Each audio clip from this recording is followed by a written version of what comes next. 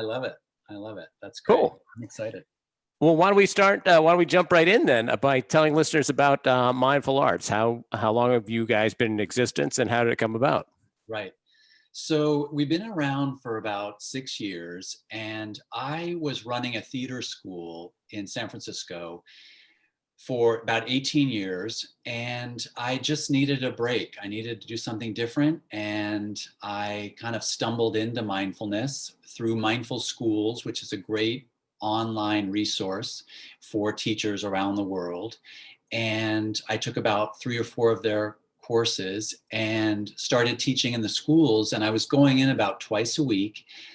And after about 6 months, I ran out of curriculum. So I thought, well, why don't I just start playing theater games that I learned in college and that I used in rehearsals and whatnot. And the kids really loved it. And I really saw that there was quite a parallel between the performing arts and mindful arts.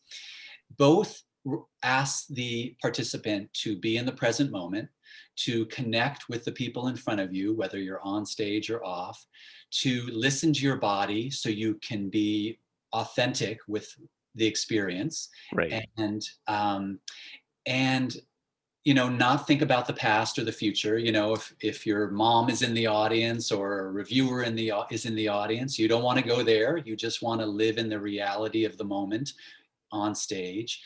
And but I do think that the two art forms diverge in this way. With theater, we want to be as reactive as possible. We want to get into that fist fight. We want to pull out the swords or the guns or whatever, Right. or storm off. But in life, we really do want to be more responsive. There's a great phrase in the mindfulness world. Maybe you've heard it, maybe your listeners have heard it, but with mindfulness, we learn to respond wisely rather than react blindly.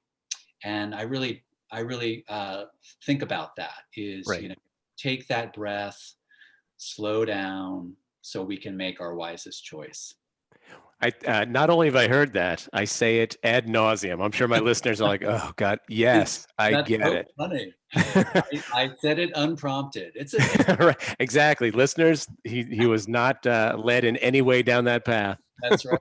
That's right. No, and it's really true. I mean, there's so many, especially these days with such reactivity in the world, it's such a gift. I mean, if people are just kind of putting their toe in the water about meditation or mindfulness or Buddhism, it is such a wonderful anchor to all the chaos that the world throws at us.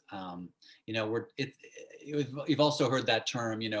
We're able to ride the waves with more equanimity when we have a mindfulness practice. And let's face it, every day there are waves, right? We don't want to have a waveless life. We want Right. to be able to ride the waves with some dignity, some calm, some clarity, um, Kindness. kindness. Yes, absolutely. And, otherwise, our lives aren't that interesting if it's No. just all good all the time, you know. I tell my listeners that all the time. I'm like, I want your lives to be happy, but I Yeah, would be the most horrible person if I wanted your life to be happy all the time. yeah, We yeah. don't learn when we're happy. I'm like, if you're on a beach, like, do you learn? No. No, no, exactly. And it's true. Like we even say that in metta practice, where you say, may I be happy, may I be healthy, may I be at ease. And, what about, all those other times when Right. happiness is just not an option, when people are passing or you just lost that job or whatever. It's just like, no, how do I be with this with some kindness and some care? And one of the things that I find is kind of a, a tightrope is being fully present with an emotion, but not buying into that emotion. So we don't want to be drones and just like, oh, I'm angry, I'm Yeah, pissed off, I'm sad. I'm like, we don't want to be automatons. yeah, We also want to be able to say, okay, I'm feeling this. Do I yeah, want to go with that feeling, or do I want to just monitor it and see where it goes? That's right. And you know what's really a fun activity when you're having a big emotion, or when I'm having a big emotion, is I notice where it's showing up in my body. Right. It makes the um the scenario kind of dissolve. Like if your partner is annoying you, or someone cuts you off in traffic. That's actually a really good time to do it. Is that person cuts you off in traffic, and just notice, where is the heat in your body? Where is the tension in your body? Where is the relaxation in your body? And what if in that moment we take a breath, and we watch all of it just dissipate, because we have become sort of that wise parent of our bodies. I Right. often talk about that the body is our most primal self. It's our most childlike self. And the mind, when used correctly, when working correctly, can be that wise parent. So when that person cuts you off, it's just this really great practice to take a breath, and see if you can kind of be that kind parent. I think people are going to totally not believe that you and I have met for the first time today, because that is one of my hugest examples when I'm I talking about. So cool. Yeah, Yeah, definitely. absolutely. Yeah, Absolutely. I love it. I mean, it really transforms my reactivity. Right. Um, and I think why I got into mindfulness, is because I just felt like, people would say that I'm a good guy, help a stranger across the street, I'm that guy. And yet there were certain things with people I was closest to, that would set me off, because I feel like the bar was so high, like, I've known you for 30 years, you should not do that anymore. But that was really putting the onus on them, which of Right. course never works. And so I really started having to attend to my own reactivity. And what I found out was that it was just all my sort of my neurons and my hardwiring that I could attend to. And I've become less reactive in the last 7, 8 years. And Nice. it's been so, I mean, I'm not perfect. I still have flare-ups, but the flare-ups are less, and they drop sooner. Right. Right. Yeah, right. I come back to the green zone, if you will, um, more quickly. And So I try and tell my listeners that too. My listeners or people that I teach about yeah, meditation. I mean, one of the good things about being 56 is having an entire life to look back on and like, wow, you were just like such a little drama bee way back in the day. right? Yeah, And now it's just like, obviously everybody still gets upset, but to your point, it's like, oh, well, the other day, and listeners, if you've listened to this already, I was at going to get a tire changed. yeah. I had an appointment at 9 o'clock. I gave the guy my keys, came back at 10. I'm like, how's it going? How's it going? He's like, didn't even look at it. I'm like, dude, I had an appointment at 9 o'clock, and I felt myself starting to get like ramped up. And for 5 minutes, I was like, mother, I had an appointment. I was like getting all indignant. I was getting all self-righteous. And then my higher self just said, dude, you going to ride this for the whole day, or are you going to just let it go? I'm like, I'm going to let it go. Yeah, yeah. And again, emotions do need to be expressed in some way healthily. Right. So I don't know if that person got that you were frustrated, and that they probably, No, and that's what got me even more pissed. I'm like, do right. you not see how pissed I Yeah, am? exactly. And I do feel like we have we don't want to stuff anything, obviously. No.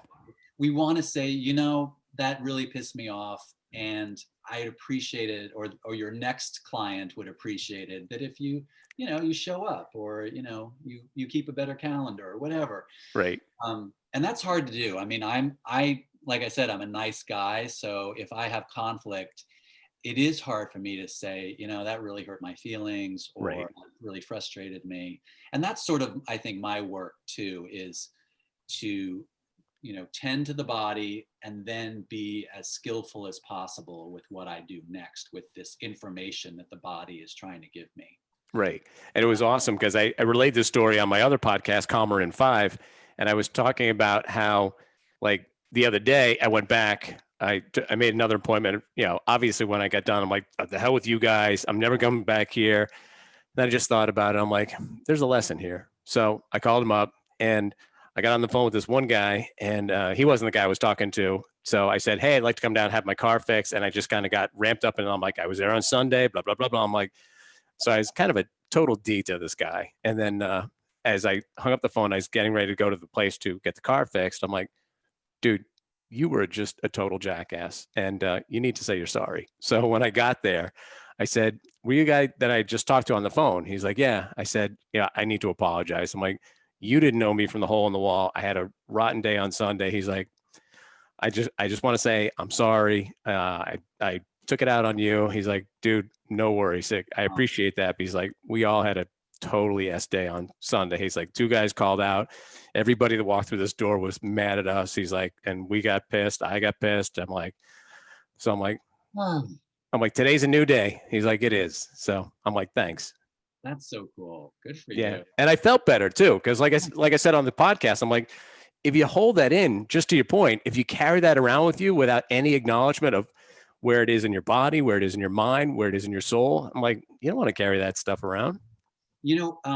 Animals that are being hunted by another animal, if they live to tell the story that they live, they shake it off.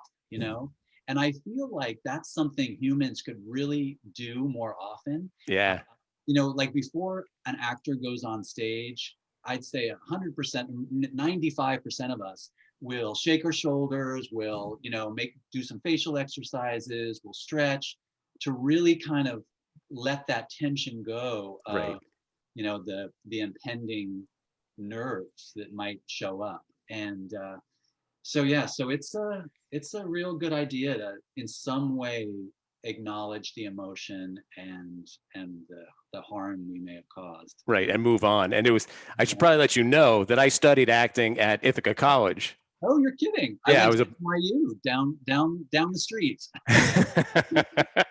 So yeah, Bachelor of Fine Arts. So when I hear you talk about actors, I'm like, it's not like I'm like, oh, what actors feel? I'm like, oh, I know. I definitely know. That's so funny.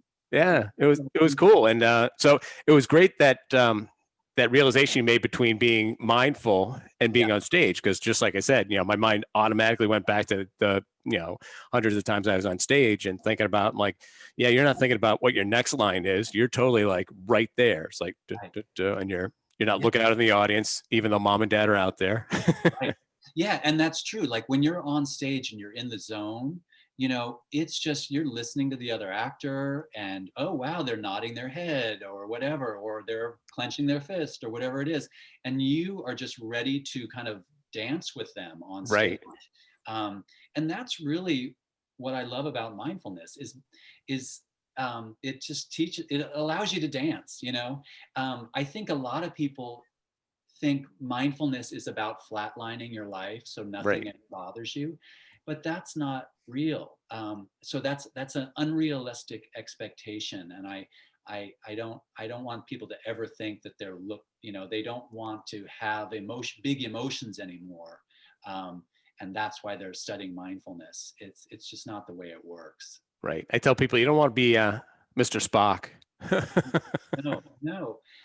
And some people, probably have that just in them innately, and that's great. But I just don't think we want to be at the mercy of life or our own emotions. Right. And you make a really good point too about embracing those emotions and finding an avenue that's going to be a serving way of venting them, whatever they are.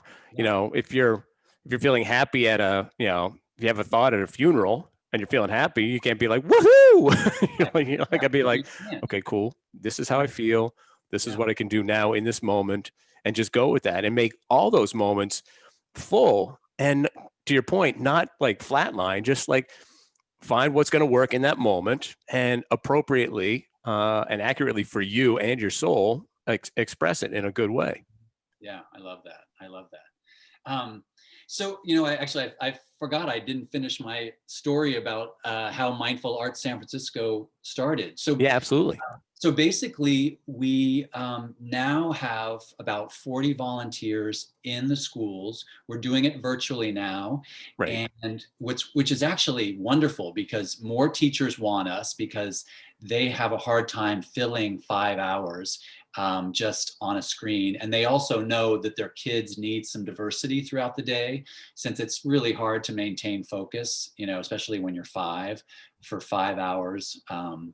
On a screen. So they've been bringing all sorts of people in, people who read books, and they'll go on virtual field trips and things like that, and then we come in for 10 to 15, sometimes 20 minutes, and teach a mindfulness class that uses the principles of theater and storytelling and art sometimes to convey the principles. And it seems to really be flourishing in this environment, surprisingly. But I think mental health is something people are really looking at these days. Mm. How do we self-soothe in a healthy way, rather than overeating or over shopping, or whatever, or over binge watching, television, things like that. All these things that I'm guilty of it. Oh, same here. It's just part of the human experience. But what are our tools in our tool belt? And sometimes people don't have any, and Right. though that's the best they can do is the binge watching or whatever. And have some healthy tools in your tool belt to handle this ongoing crisis we're in. Right. And it's funny because I always think about the silver lining with everything, even with all we're going through right now. And I talk about how on Zen Commuter and Calmer in 5, how it's going to be serving for us to even watch the words we use. It's so funny because whenever I hear anybody talk about COVID or the coronavirus, depending on who they are, obviously, it's like, man, this is like really weird. This is crazy. This is out of control. This is like scary. And Mhm. obviously, I tell people, I'm like, whatever you feel, go with that. Yeah. Obviously, feel whatever you feel, but make sure that you're using words that are going to um, put you in a space of healing and soothing, as opposed to ramping yourself up and fostering that same energy of chaos and confusion and quote weirdness. Would you I, agree? I would totally agree. I also think too, living microly, or we would call it in the moment, is a really good tool right now. So many people, if you talk to them, will go, "Oh, I'm just thinking about all the poor people in the world who are feeling this way." And that's sort of magical thinking. Like, you really don't know how anyone is feeling. You can imagine that they're suffering, and of course they're suffering. Right. But what we can do more, which is I think a healthier choice, is send kindness and take care of ourselves. Right. Be grateful, practice gratitude. Just be grateful. Don't even practice it, just notice that you've got a roof over your head, that you're able to Zoom with someone thousands of miles away. Right. There's just all these things to be grateful for. And if you want, don't spend time worrying, spend time loving. Just send kindness Love and that. healing out. Worrying and planning are way different, and I think often people say, "Well, I'm just a planner," and no, you're just worrying because you haven't solved anything. you know so like, planning to me is, and even if it's waking up at 3 in the morning and grabbing the notebook on the side of your bed and saying, "Okay, I got to do this tomorrow and this tomorrow and this tomorrow," that's planning. But just looking at the ceiling and ruminating about all the things you have to do is worrying. And I think sometimes there's a fine line, and sometimes it's a far line Yeah. between the two. And I think just acknowledging that is a good step. Um, And it's important what you point out too, as well as, that magical thinking. I'm like, it's absolutely awesome to be compassionate. sure. But you have to realize, are you being compassionate to something that you're making up? Or Right. are you compassionate to something that you're fostering, to your point, of course there's suffering in the world. But Right. when you think about people that are suffering, are you creating that? I mean, it's out there, obviously, but is your mind putting out a nebulous feeling of suffering so that you can feel good about addressing it? Right. Or And to your point, are you just bringing it into yourself? Say, okay, you know what? The best thing I can do is to be love in this moment. right. Because otherwise we're just one more sufferer. Yeah, exactly. Right? So we have to notice. Like I feel like sometimes empathy is like mask or is it masking as yeah, worrying is masked as empathy, right? Yeah. They talk about in Buddhism the near enemy, and I'm pretty sure worrying is the near enemy of because it just doesn't serve us. No, I've one of my best friends. He is one of my best friends, and he is on many levels my polar opposite. Like he worries incessantly. He's like, I'll be talking to him, getting into the car. He's like, "Oh, where are you going?" I'm like, "Oh, I'm just down the store." He's like, "Did you lock your door?" I'm like, "Dude, how many times have I told you you cannot ask me that?" He's like, "I just want to make sure that you're." He's like, "You spend a lot of time and energy on your stuff. I don't want anybody to take your stuff." I'm like, "Dude, nobody's gonna take my stuff, and if they do, I can get more, or it wasn't needed." He's It's like, "Who are you?" yeah, it's so I have a trainer actually. I just left him this morning, and he thinks of me as like his I don't know kid brother or something. He's always asking, where is your wallet? Are you putting it in your locker? Let me take your wallet and I'll put it in a safer place. And I'm like, oh my goodness, that's just way too much worrying for me. Yeah, I've got a rule, and I say to my parents, and my obviously my family knows it now. I'm like, the rule is nobody can worry more about me than I worry about me. I love it. And with that said, I don't worry about me.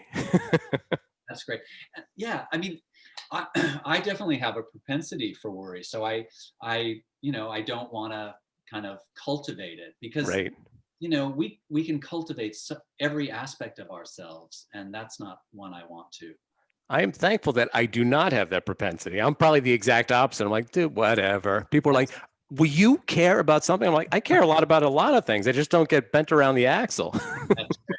That's great. I love it. Maybe it comes from a 35-year meditation practice.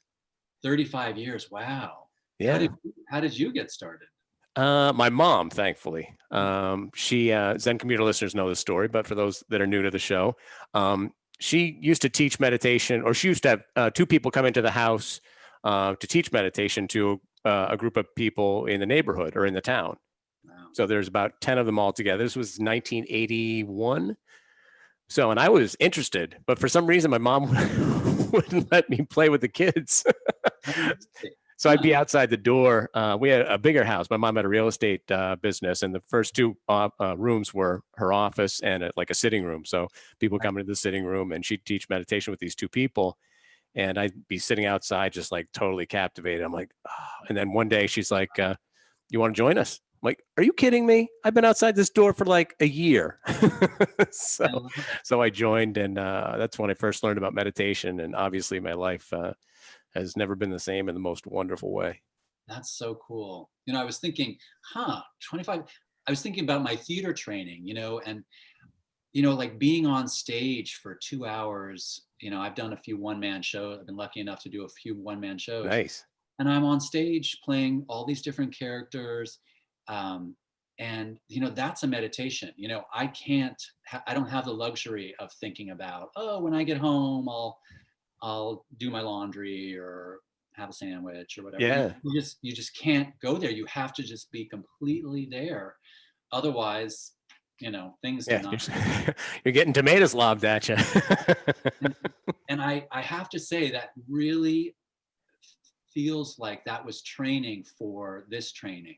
Right. Um, It's because funny because I never thought about those parallels until you just brought it up now. Literally, yeah, you can't be thinking about anything other than where you are, feeling those emotions, saying those lines. yeah, yeah. And I actually just did a professional development with a well-known theater company in San Francisco called American Conservatory Theater.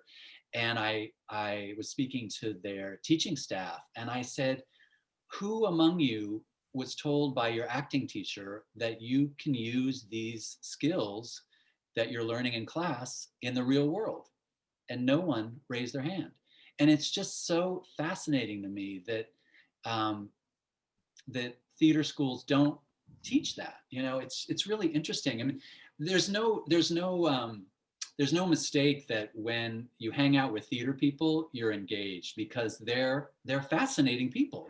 Seriously. Yes, they want attention, but they're in it. They're in the moment. Right. They're connecting, and maybe they're talking too much or whatever, trying to pull focus, but they are right there. There, and sometimes you go to a party and just people look like they'd rather be home watching Netflix or whatever. And theater people aren't that way at all. No. They're on stage. They're there to connect in some way, whether it's look at me or let me Let's interact. yeah, let's interact, right? Let's play. That often's what happens when you get a bunch of theater people together. They all want to play. Yeah, I forget about that because obviously, as a teacher here in my office and in my home, obviously I haven't been on a stage or even speaking in a long time. I mean, speaking's the other thing that I love to do, obviously, but yeah, that energy about being with people that are just totally like in the moment, totally on. Yeah. Sometimes it was tiring, and sometimes I'm like, oh Yes, yeah, I got to go home, dude. absolutely. You were Yeah, just sucking the life out of me. absolutely. It could be really tiring to be around theater people, but it can also be really invigorating. Oh, it's absolute blast. Yeah, it Yeah, really absolutely. they're good people. So when you think about teaching meditation, what gravitated you towards kids as opposed to adults? Great question. I'm very childlike, and I like to think of meditation as very simple but not easy. And sometimes I'll go to a sangha or a retreat, and the teachers seem to use really big words, and I feel like they really try to complicate it.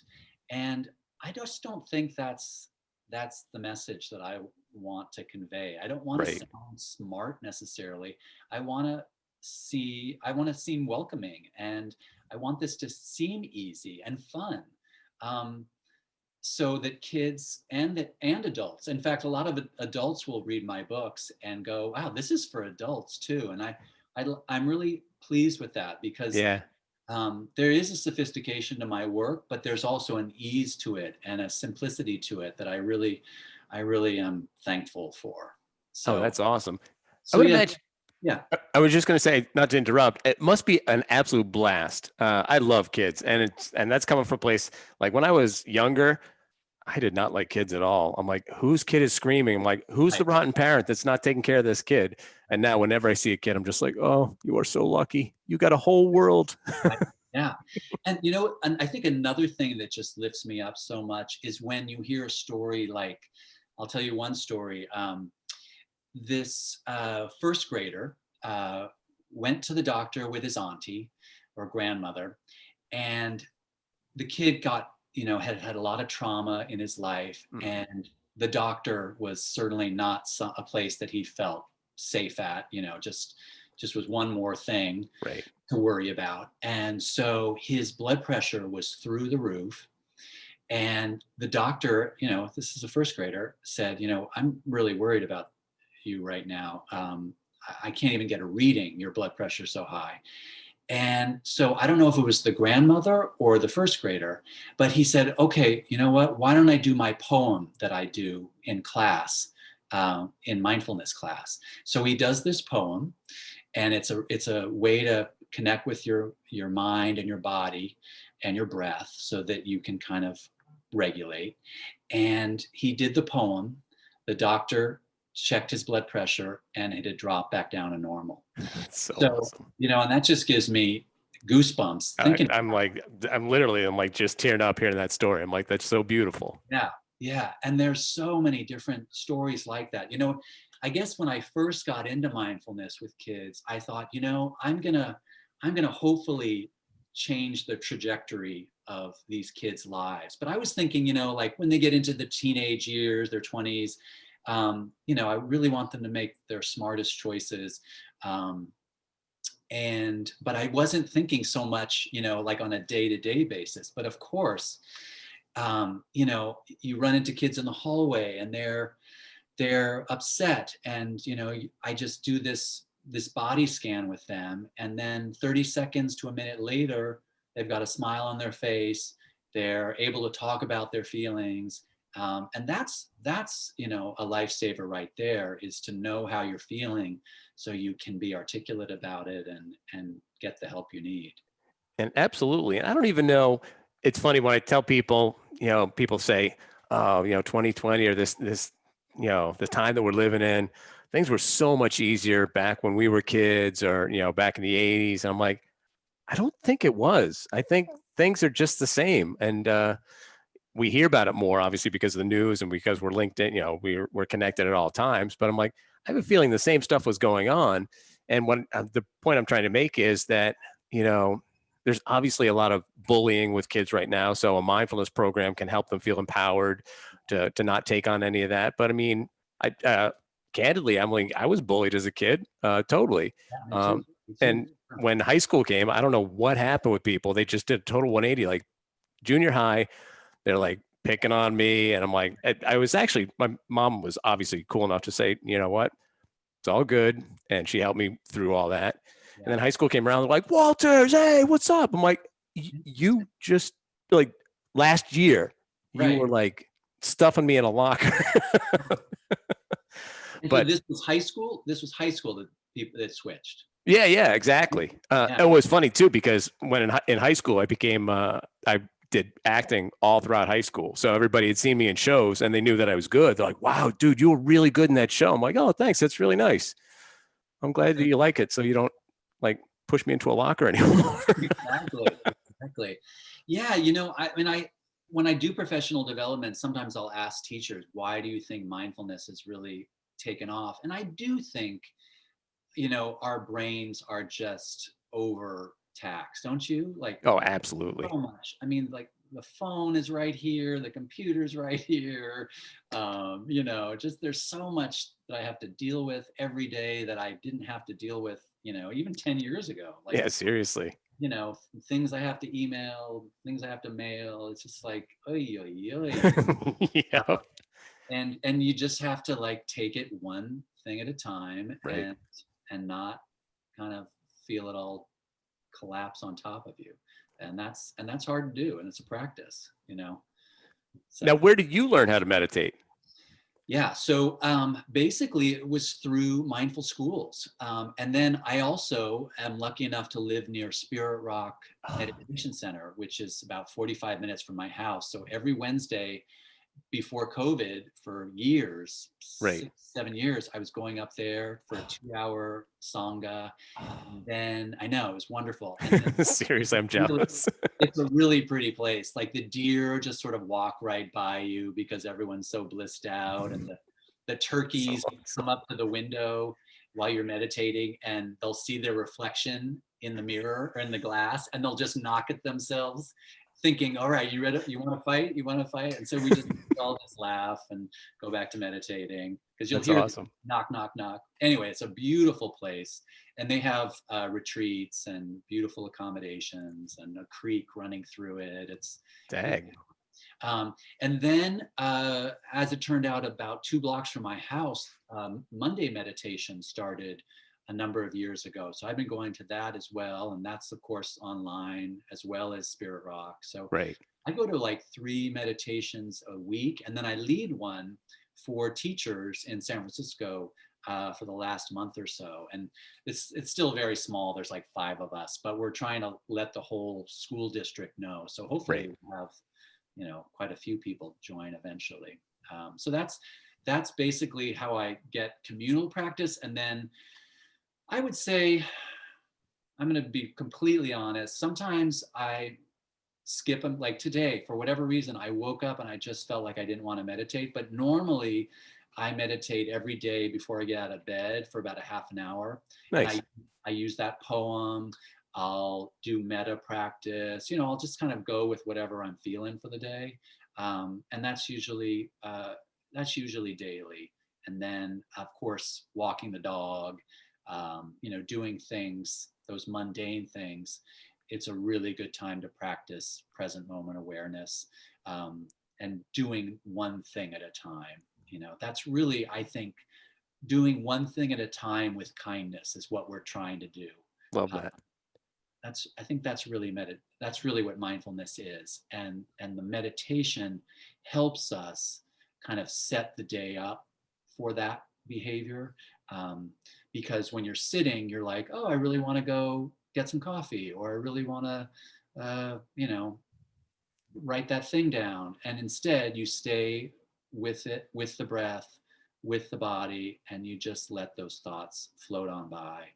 And then you're more skillful with what you do next once you get off that cushion or whatever, wherever you're meditating. Yeah, and bringing that into your day. I mean, Yeah. that's one of the best things about my meditation practice now is obviously I know when I'm meditating, but when I have those mindfulness moments throughout the day and when I have an entire day where it's just like, cool, I've Yeah. been in the day, not going through the day. Right. It makes Yeah. a world of difference. Yeah. I think that's something I think people have to be wary of, is meditation as one more thing that they're fantastic at, Right. that they can talk about at a party, instead of, meditation is the gateway to a mindfulness practice, but it's Exactly. not all of it. Yeah. And I have those moments when I have epiphanies within my day that are not quote on the cushion or on the chair. They I don't say that I don't want to rate them, but they just seem to have more of an impact because when you go to sit in your cushion on your cushion or in your chair, you don't really have an expectation, hopefully, obviously, but on some level, even deep down, you're like, this is going to be a moment that's going to transform me in some way. So you're kind of expecting it. But when you're walking down the street and you have an epiphany about something that was, just out of the blue, a meditative moment, you're like, whoa. And you're just looking around, seeing the world in a different way. You're like, what just happened? I'm like, Yeah. this is awesome. I know, like sometimes the colors will change, won't they? Absolutely. Right? Things become brighter, and you're like, wow. Yeah, sometimes San Francisco has wild parrots. It's really kind of cool, Wow. but they fly overhead, and I always try to listen for them. But when they're there, I really just wake up. That's the other thing that mindfulness is all about, is waking up, right? Yeah. um, and just not being clouded by our thoughts, and that just, I don't know, that just really helps me connect with the present moment when I hear those parrots. And I try to think how many parrots are there, because they're always talking. Whenever they fly, they chirp. Oh, no way. Yeah, I don't know what they're saying, but it's all very Let me intelligent. see if I can get that guy down there. Exactly, right, exactly. Um, and it's cute. Usually they'll fly in pairs too. So you'll have 20 of them, but you can see who's paired up in the sky. And Oh, that's wild. it's really sweet. So It's having those awarenesses too of the natural world. And just like, I tell people, I like meditation and mindfulness because it makes the world less invisible. So many things that we see. I mean, I'm sure this happened to you. If you have a car, if ever had a car where you're just driving and you look up, you're like, oh crap, here's my exit. yeah, you're just on autopilot. It's Yeah, amazing. seriously, literally and figuratively. Yeah. Huh. Yeah, often we kind of just bounce off things that we're familiar with, right? Like even driving, just like, oh yeah, these are cars, whatever. But why not, just look at, oh, that's a really pretty car, or that's a really pretty sunset, or whatever it is. Right. Just, I play a game with the kids. I'll talk about my curriculum a little bit. It's called Nice. Find the Pleasant in the Present. And I love that. isn't that fun? And so basically I'll give them scenarios. So I'll say, all right, let's imagine we're in a junkyard and everything looks dangerous, and we'll give you, what's it called? Tetanitis or whatever. What's it called when you get metal in your hand? What's that called? Oh, tetanus. Tetanus, that's the word. Thank you. But let's look for the good, something that makes you smile. So and they'll start raising their hands, and they'll say, I see a puppy, I see a puddle that I want to jump in, I see an old Xbox or an old bicycle, or I see an old car I want to climb in. And they start just opening up their minds to the possibilities of what makes them smile in a really uncomfortable situation. Right. And then I'll say traffic jam, actually. Speaking of Zen commuting, I'll say, look for something that makes you smile in a traffic jam. So they'll say, oh, I see a puppy in the other car, or I see my mom next to me, or I see birds flying in the sky, or whatever it is. And then I'll do it in the room too. I'll say, all right, now look around the room and see what makes you smile in the room you're in, or in the classroom if we're back in the class. So that's a Well, really I am totally going to share that with my listeners, and I will obviously attribute it to you. But that's good. awesome. Good. Yeah, yeah. It's a really fun one. And there's so many things. I actually have a game called What Are You Feeling, which is all about where emotions show up in your body as well. And that's in my curriculum. And I so would it, imagine that's tougher for some people. Probably not with kids. Kids are like just they'll say anything, feel anything. Like I feel this. I feel my big toe. I'm like, and any adult would be like, okay, don't share that. That's too personal, or that's stupid. They're not going to want to hear that. it's really interesting to play that game with adults, because sometimes you're right, they just don't even know what's going on below their Adam's apple. Right. And with kids, usually they get it. Like if you say, do you feel hot or cold when you're angry? They'll all say hot. Do you feel big or little when you're angry? They usually will say big. And I try not to devalidate them. Like if a kid says he feels little when they're angry, then, so be That's how it. they feel. Exactly. But sometimes I worry that they're trying to just kind of validate me, like what does the adult want me to say? It's sad that kids get that at such a young age. You're Mhm. not supposed to fill your brain up with that shit Right, until right. you're older. Yeah. And some adults, especially if they're smaller in stature, like if I ask them, do you feel big or little when you're angry? Sometimes they say I feel little because they don't feel safe being angry in public.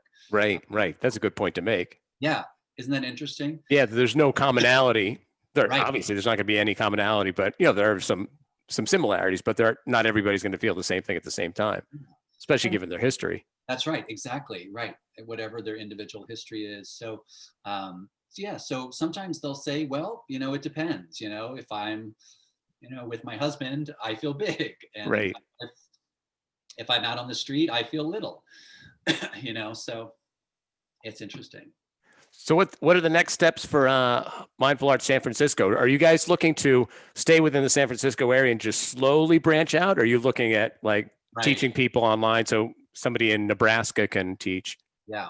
Well, um, what we've done with this virtual learning is we've allowed people all over the state to join us, to become volunteers.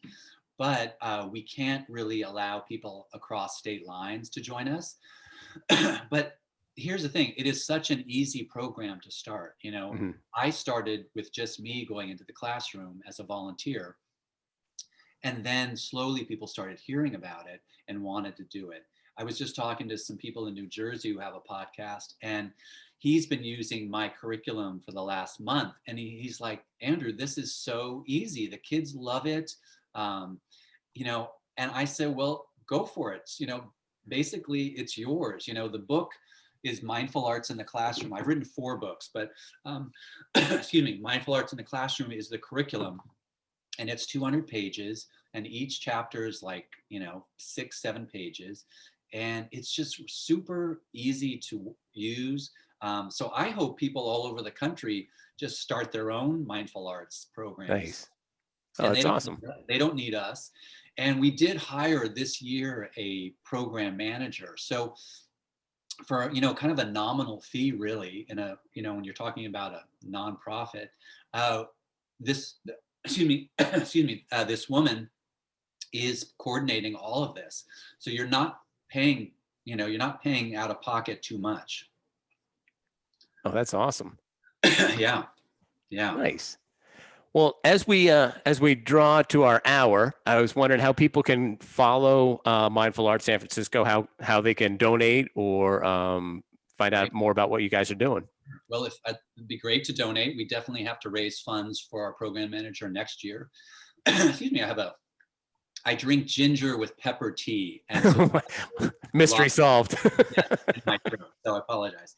No worries. Um, so go to mindful arts with an S, sf.org, and you can find out all about us. Or you can go to my website, Andrew J. Initial Nance, NANCE.com, and you can check out what I do there. And yeah, and if you're in California and you want to volunteer, that would be fantastic. Or if you just want to start your own program, feel free to reach out to me. I'd be happy to send you flyers on how you can publicize your program, how you can, get volunteers or get teachers interested. It's super, and and it's not a Bible either. Like Nice. I don't want people to think, follow this to the letter. No, come up with your own stuff. Go online, find things that you think are really fun and cool that kids would enjoy, and just do that. Right. But certainly, mindful arts is a great entree into the world of mindfulness with kids. Well, it's awesome because I concentrate more on teaching adults. That's where my strength is. But I am fascinated because the more I think about it, I'm like, I love kids. And my goal is obviously when I teach meditation is so if one person becomes calmer, more centered, more aware of who they are, then they're going to be less reactionary, like we talked about at the beginning of the episode. And that creates a wave. So the world changes when people change themselves, obviously. But it's kind of neat to have you and I working in the same field in separate arenas. So you're raising kids to be that way, and I'm helping people go from that point on, so they don't have to take all the things that they didn't learn when they were younger and become better. So that's awesome. It is so critical that parents and teachers have a practice or some way to self-regulate so that kids can model that behavior, because Yes, absolutely. it's really rare for a kid to be so calm in a really volatile home environment. It's almost impossible. Oh yeah.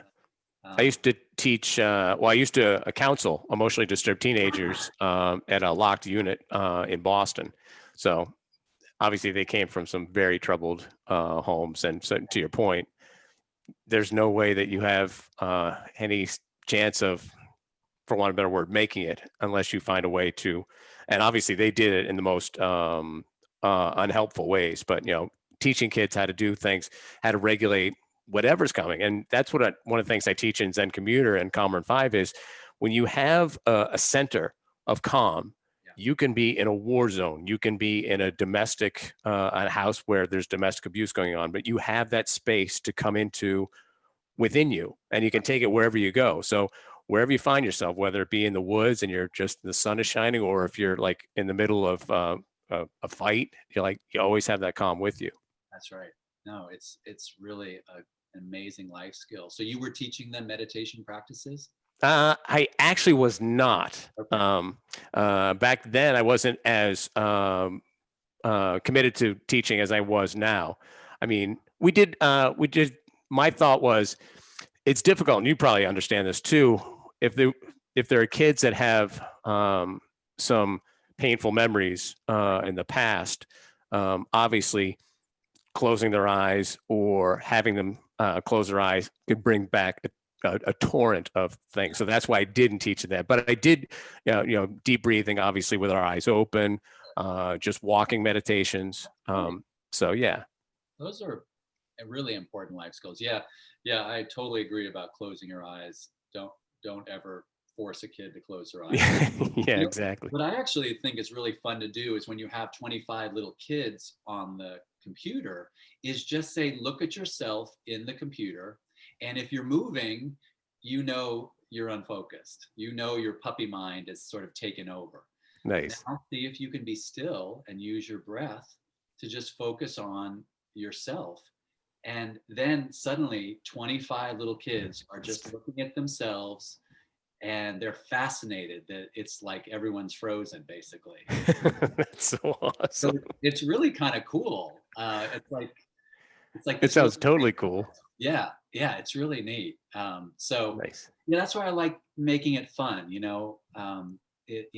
We it's just like I said, it just should be fun. It shouldn't feel like, oh God, I got to go meditate again. Yeah, exactly. And I tell people that too. I'm like, dude, if you think of it as paying bills, I'm like, you're never gonna have you're never gonna have a practice where you're gonna Right. stick with it. I mean, And, it's and just and painful. even if it's like while you're drinking your coffee, no one said you have to not be having a cup of coffee or a tea when you're meditating. I mean, just do baby steps, it whatever it takes to make it feel pleasurable, then go for it. Right. Why not take 10 sips of coffee when you're meditating for 5 minutes? Yeah. It won't, it's great. Yeah. Who says who says you have to be thinking about work while you're drinking your coffee? You can actually be drinking your coffee. That's right. Exactly. Right. Tasting the flavors and all of it. What So a concept. yeah, exactly. So um so I've got all sorts of things. I want to send you a little gift. I've got these breathing cards, since if you have any kids in your life, I have 50 different ways to breathe, from Spidey breathing to Wonder Woman breathing. Yeah, super dolphin breath breathing, rainbow breathing, all sorts of breaths Cool. that some of the kids came up with, and I came up with, and then others online have come up with, and so it's just a really great tool for any household or any class. So Oh, that's cool. My workout partner is a principal of a high school. oh So my gosh, yeah. It works in high schools too. It's more for middle and right. elementary, quite frankly, but maybe they know other. Well, some of his kids have kids. So There you go. Wow. Gosh, yeah. these kids have kids. Yeah, I know. Wild, huh? Yeah, that's amazing. Wow. Very cool. Well, Andrew, thank you so much for our time today. This was a total blast, as I knew it would be. Too. I'm shocked that we had so much in common Right. and pleasantly surprised. Right. Exactly. Exactly. Meditation teachers, actors, Love it. kind people. That's right. That's right. Awesome. Well, I'm going to be getting in touch with you so I can get the links to all the things you talked about. So that I can put them in the show notes, and hopefully we'll stay in touch. I'd like that a lot. Me too. Absolutely. Cool. Well, Andrew, you go make it a great rest of the day, and thanks so much for your time today. Thank you. Take care, man. Bye bye.